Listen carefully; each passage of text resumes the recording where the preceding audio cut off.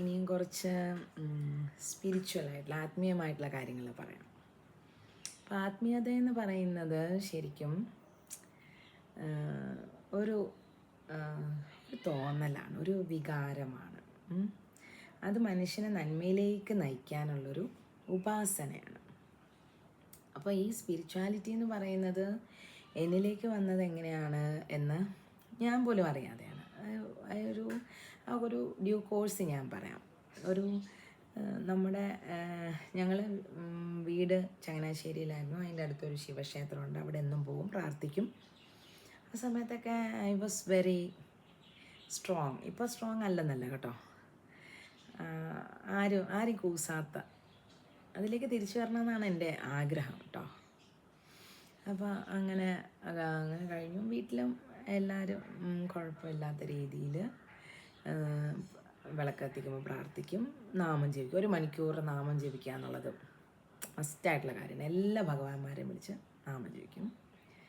അതിപ്പോഴും നിർത്താതെ തുടരുന്നതാണ്. ഇപ്പോഴാണ് നാമജപത്തിൻ്റെ പ്രത്യേകതകളെക്കുറിച്ചൊക്കെ നമ്മൾ അല്ലാതെ അറിയുന്നത്.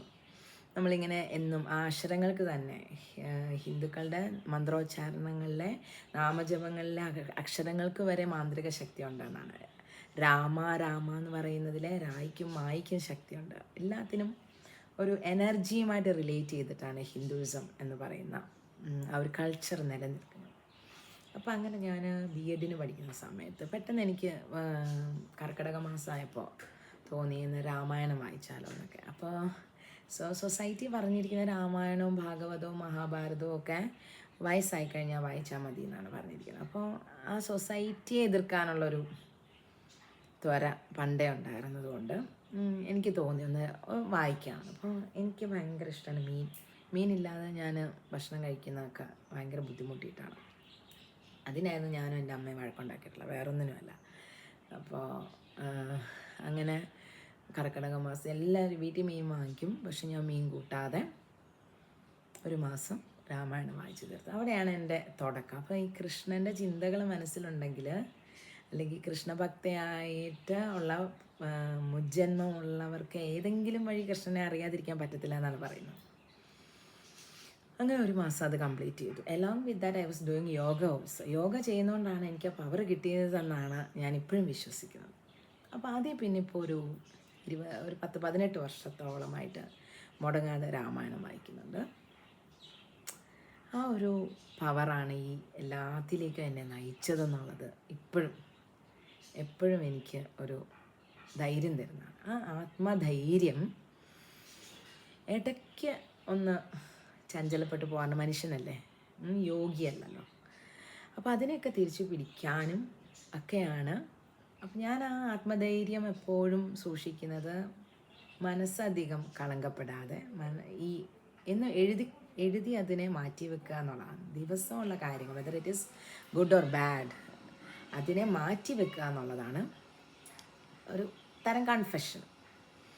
അപ്പോൾ കൺഫെഷൻ എന്ന് പറഞ്ഞു വന്നപ്പോഴാണ് കമലാദാസ് എൻ്റെ പ്രിയപ്പെട്ട എഴുത്തുകാരിയാണ്. Not about too much in person, but അവരുടെ ആ ധൈര്യം അതായിരുന്നു. അപ്പോൾ ഞാൻ വർക്ക് ചെയ്ത കോളേജിലൊക്കെ ചില കൊളീഗ്സൊക്കെ ഉണ്ട്. എന്നെ ഒന്ന് പ്രിക്ക് ചെയ്യാൻ വേണ്ടി ചോദിക്കും, കമലാദാസ് അവർ ഒരു ലസ്ട്രസ് വുമൺ അല്ലായിരുന്നു. ഞാൻ പറഞ്ഞു, no, she was spiritually lustrous. അവർക്ക് എവിടെയാണ് ആ ഒരു പുരുഷൻ്റെ യഥാർത്ഥമായ സ്നേഹം? ഞാൻ പറഞ്ഞ other than the sexual act, ആ ഒരു കരുതൽ, ആ ഒരു തലോടൽ, ആ ഒരു ടച്ച്, അതൊക്കെ എവിടെയാണ് കിട്ടിയതെന്ന് അന്വേഷണം നടന്നതാണ്. Unfortunately otherwise it happened at the last എന്ന് എല്ലാവരും ലോകം പറയുമായിരിക്കും. പക്ഷേ എനിക്കിങ്ങനെ ചിന്തിക്കാനാണ് ഇഷ്ടം. അവരുടെ പൂർണ്ണമായ കാര്യങ്ങൾ, ഒരു വ്യക്തിയെക്കുറിച്ചുള്ള പൂർണ്ണമായ കാര്യങ്ങൾ ആർക്കും മനസ്സിലാവില്ല. പക്ഷേ എനിക്ക് സ്പിരിച്വലി ലസ്ട്രസ് എന്ന് പറയാനാണ് ഇഷ്ടം. അവരുടെ തുറന്നെഴുത്തുകൾ വളരെയധികം എന്നെ അഡ്മയർ ചെയ്തിട്ടുണ്ട്. എല്ലാം ഒരു may be some exaggerations it was there. പക്ഷേ ആ ഒരു ഡെയറിങ് അറ്റംപ്റ്റ് അത് അപ്രീഷ്യബിളാണ് അല്ലേ. അപ്പോൾ ആ ഒരു കൺഫെഷൻ വരണമെങ്കിൽ മനസ്സിൽ ഈ പറഞ്ഞ പോലത്തെ ഒരു വിഷ്യസ് ആയിട്ടുള്ള ചിന്തകൾ, തിന്മയായിട്ടുള്ള ചിന്തകൾ കുറഞ്ഞവർക്കേ അങ്ങനെ എല്ലാം തുറന്ന് പറയാനും തുറന്ന് എഴുതാനും പറ്റും. അപ്പോൾ ആ ഒരു രീതി നോക്കുമ്പോൾ അവരൊരു സ്പിരിച്വൽ ലേഡിയാണെന്ന് എനിക്ക് തോന്നിയിട്ടുണ്ട്. സ്പിരിച്വാലിറ്റി എന്ന് പറയുന്നത് ജസ്റ്റ് എപ്പോഴും നാമം ജപിക്കുക, എപ്പോഴും ഈശ്വരനെ വിചാരിക്കുക, അത് മാത്രമല്ല. It's something beyond that. നമ്മൾ മനസ്സിൽ മറ്റുള്ളവരോട് ഒരു കാരുണ്യമുണ്ടെങ്കിൽ തന്നെ നമ്മൾ സ്പിരിച്വലാണ്. അതാണ് സത്യം. അല്ലാതെ നമ്മൾ എന്നും അമ്പലത്തിൽ പോകുന്നുണ്ടോ, എന്നും പള്ളിയിൽ പോകുന്നുണ്ടോ, അതുകൊണ്ടൊന്നും സ്പിരിച്വൽ ആവുന്നില്ല. അപ്പോൾ പിന്നീട് നാരായണീയം, പിന്നീട് ഭാഗവതം, ഇതിലൂടെയൊക്കെ പോവാൻ എനിക്ക് കഴിഞ്ഞു. അപ്പോഴത്തേക്കിനും ഞാൻ ഈ പറയുന്ന മഹാദേവനിൽ നിന്നും കൃഷ്ണനിലോട്ടൊരു ചാട്ടം ചാടി. So that I rote many poems about Lord Krishna. അപ്പോൾ കൃഷ്ണൻ എന്ന് പറയുന്ന ഒരു സങ്കല്പം എന്ന് പറയുന്നത് ഒരു എഴുത്തുകാരി കമലാദാസ് കൃഷ്ണൻ, ഇവള് പോക്കാട്ടോ. ഇതാണ് ചില ആണുങ്ങളുടെ, എല്ലാവരും അല്ല, ചില ആണുങ്ങളുടെ ഒരു ചിന്താഗതി. പക്ഷെ അങ്ങനെയല്ല കേട്ടോ. ഞാൻ മനസ്സിലാക്കിയത് എഴുത്ത് എന്ന് പറയുന്നത് കേവലം പ്രണയവും മരണവും മാത്രമല്ല. അതിൻ്റെ ഇടയ്ക്ക് നമ്മൾ ജീവിതത്തിൽ എന്തെല്ലാം വികാരങ്ങളിലൂടെ കടന്നു പോകുന്നു അല്ലേ. ഒരു പൂവ് കണ്ടാൽ തന്നെ ആ ദിവസം ഫ്രൂട്ട്ഫുള്ളായി എന്ന് വിചാരിക്കുന്ന ആളാണ് ഞാൻ. അപ്പോൾ അതിനെക്കുറിച്ച് എനിക്ക് എഴുതണ്ടേ, അതുകൊണ്ട് ഞാൻ എഴുത്തുകാരിയായി. അല്ലെങ്കിൽ ഞാൻ അനുഭവിക്കുന്ന സ്നേഹം, ഞാൻ വളരെ ബ്ലെസ്ഡാണ്. എൻ്റെ പേരൻസ്, എൻ്റെ ഫാമിലി, അപ്പം അതൊക്കെ തന്ന ആ ഒരു ചൈതന്യത്തിനെക്കുറിച്ച് ഞാൻ എഴുതണ്ടേ. അങ്ങനെ എഴുതിയതാണ് കൃഷ്ണാട്ടം. അപ്പോൾ വി ഷുഡ് ബി ഗ്രേറ്റ്ഫുൾ എന്നുള്ളതാണ് അനദർ തിങ് അല്ലേ. ആ ഗ്രാറ്റിറ്റ്യൂഡ് മനസ്സിൽ എപ്പോഴും ഉണ്ടായിരിക്കും. മനസ്സിലല്ല കേട്ടോ, ഈ മനസ്സിൽ വെക്കുന്നതേ ശരിയായ ഇടപാടല്ല. തുറന്ന് എക്സ്പ്രസ് ചെയ്യുക. ഇപ്പോൾ താങ്ക്സ് ഗിവിങ് സെറമണിയൊക്കെ വെസ്റ്റേൺ കൺട്രീസിലൊക്കെ പണ്ട് തൊട്ടേ ഉണ്ട്. പക്ഷേ ആ ഒരു കാര്യത്തിൽ മാത്രം ഇവിടെ നമ്മുടെ എന്താ പറയുക, സനാതന ധർമ്മത്തിൽ ഈ ഗ്രാറ്റിറ്റ്യൂഡ് അത്ര വന്നിട്ടുണ്ടോ എന്ന് എനിക്ക് ശരിക്കും അറിയില്ല കേട്ടോ. പക്ഷെ നമ്മളത് കുറവാണ്. നമുക്കെന്തോ ഒരു ഫീലിംഗ് ആണ്. ഇപ്പം എൻ്റെ കൂട്ടത്തിൽ തന്നെ സ്വന്തത്തിലുള്ളവർ തന്നെയുണ്ട്. അവരോട് താങ്ക്സ് പറഞ്ഞാൽ അവർ ചോദിക്കും, എന്തിനാണ് why lit you are so formal എന്ന് ചോദിക്കും. പക്ഷേ അതല്ല കേട്ടോ, ഞാനത് പഠിച്ചത് ക്രിസ്ത്യൻ മാനേജ്മെൻറ്റ് സ്കൂൾസിൽ നിന്നാണ്. അവർ each and every effort should be acknowledged. അതാണ് അതിൻ്റെ കാര്യം. അപ്പോൾ ആ ഗ്രേറ്റ്ഫുൾ ആയിരിക്കുന്നിടത്തോളം നമ്മുടെ ബ്ലെസ്സിങ്സും കൂടി വരും. ഇപ്പോൾ കുട്ടികൾ ഇറങ്ങാതെ, ഇപ്പോഴത്തെ കുട്ടികളല്ലേ, ഞാൻ ക്ലാസ്സിൽ നിന്ന് ഇറങ്ങാൻ നേരം അവർ ചിലപ്പോൾ നാഷണൽ ആന്തം കഴിഞ്ഞിട്ട് അങ്ങ് പോകും. ഞാൻ അവരെ അവിടെ നിർത്തി പറയിപ്പിക്കും താങ്ക് യു എന്നുള്ളത്. എന്നിട്ട് ഞാൻ പറയും, it's not for me, it's for U.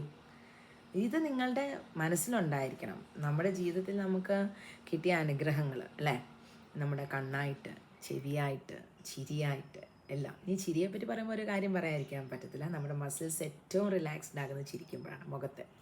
Otherwise teachers are always frowning. നിന്നെ വെച്ചേക്കത്തില്ല, നിന്നെ ഞാൻ എടുത്തോളാം. അല്ലെ, ചില ടീച്ചേഴ്സ് ഉണ്ട്, അവരുടെ ഒരു ഭാവം അങ്ങനെയാണ്. എന്തിനാണ് നമ്മൾ ഇത്രയും ടെൻസ്ഡ് ആകുന്നത്? അവൻ്റേതായ പ്രശ്നങ്ങളിലൂടെ വരുന്നതാണ്. അതുകൊണ്ടാണ് അവൻ പഠിക്കാത്തത്, പഠിത്തത്തിൽ മോശമാവാത്തത്. നമ്മളതെല്ലാം കഴിഞ്ഞ് നമുക്ക് ഡിഗ്രി എടുത്ത് നമ്മളിവിടെ വന്ന് നിൽക്കുന്നത് എന്തിനാണ്? അവരെ തല്ലി ഓടിക്കാനല്ലല്ലോ അല്ലേ, അവരുടെ കൂടെ ഇരുന്ന് അവരിൽ ഒരാളായിട്ട് മാറാനാണ്. അത്രയുള്ളൂ, ജീവിതം അത്രയൊക്കെ തന്നെയുള്ളൂ. അല്ലാതെ ഒന്നും അറിയാതെ ഉള്ള ഒരു കോംപ്ലക്സിലൂടെ വരുന്ന കുട്ടീനെ അവിടെ ഇരുത്തിയിട്ട് 50 തവണ ഇമ്പോസിഷൻ എഴുതിക്കുന്നതിലൊന്നും വലിയ കാര്യങ്ങളൊന്നുമില്ല. അപ്പോൾ സ്മൈലിനെ കുറിച്ചാണ് പറയുന്നത്. Smile is the only curve കണ്ടോ, വിച്ച് മേക്സ് എവറിത്തിങ് സ്ട്രെയിറ്റ്. നമ്മൾ ഇങ്ങോട്ട് കൊല്ലാൻ വരുന്ന ഒരാളിനെ നോക്കിയിട്ട് ഒന്ന് ചിരിച്ചാൽ അവൻ്റെ മനസ്സ് ചെറുതായിട്ടൊന്ന് അലിയും. ഞാൻ ചിരിക്കാറൊന്നുമില്ലായിരുന്നു കേട്ടോ, എൻ്റെ ചെറുപ്പത്തിൽ ഞാൻ ചിരിക്കാറൊന്നുമില്ലായിരുന്നു. അത് കഴിഞ്ഞ് ഞാൻ കല്യാണത്തിന് ചിരിച്ചപ്പോൾ പിന്നെ കല്യാണത്തിന് ചിരി നിർത്താൻ വേണ്ടി കുറേ പേര് പ്രയത്നിച്ചു. അങ്ങനെയൊക്കെ ഓരോ കാര്യങ്ങൾ. എനിവേ, അതെല്ലാം അല്ലേ, എല്ലാം നമുക്ക് ഓരോ ലെസൺസാണ്, നമുക്ക് പഠിക്കാനുള്ള പാഠങ്ങളാണ്.